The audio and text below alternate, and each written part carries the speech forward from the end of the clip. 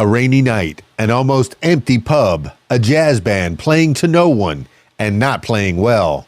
And then the singer, totally sincere, totally proud, leaned into the microphone and said, "Good night and thank you. We are the Sultans of Swing." Mark Knopfler didn't laugh. He thought it was beautiful. He walked home through the rain and wrote one of the greatest rock songs ever recorded about a band that wasn't great, about the dignity of playing anyway. South London, 1977. Knopfler was 28, teaching English by day, playing guitar in pubs at night, living in a flat in Deptford with his brother David and their bassist, John Ilsey. They were trying to be a band. On that rainy evening, Knopfler ducked into the pub for shelter. On stage, a jazz group fighting their way through a set nobody wanted to hear. 5 people in the audience, maybe. The rain louder than the applause. It should have been sad, but Knopfler saw something else. They played like it mattered, like the room was full, like music was worth doing, even if nobody cared. And when the singer said, "We are the Sultans of Swing," he meant it. Not as irony, not as a joke, as identity.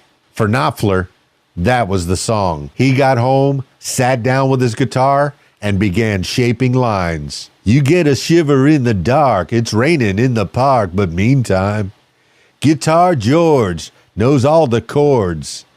And the Sultans, yeah, the Sultans of Swing." Ilsley heard it and said, "This one is different." But the song wasn't magic yet, not until Knopfler bought a 1961 Fender Stratocaster in 1978. He picked it up, and suddenly the song breathed. Clean tone, laid-back swagger. The melody talked instead of shouted. He rebuilt the whole chord structure around the sound. Now, it wasn't just a song. It was a world. Dire Straits released Sultans of Swing in 1978. At first, nothing. British radio ignored it. Too subtle, too refined in the era of punk and disco. But Europe heard it. The Netherlands championed it. It spread, and then it came home. By 1979, number 4 in the US, number 8 in the UK. Millions of albums sold. The band in the empty pub had accidentally helped ignite a global phenomenon.